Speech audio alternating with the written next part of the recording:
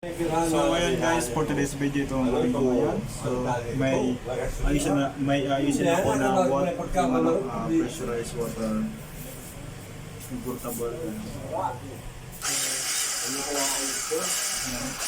Gusto gumagana.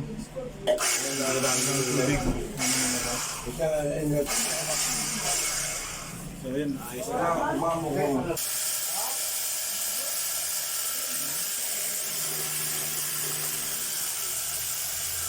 Ang tama ito panglinis na motor.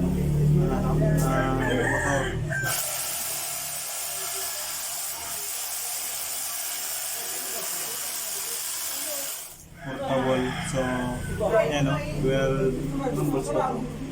72 volts. Ano? Ang ganda panglinis ng motor. So, okay na siya. So, wala na ako ditong ginalaw. So, pinikot-ikot ko lang siya.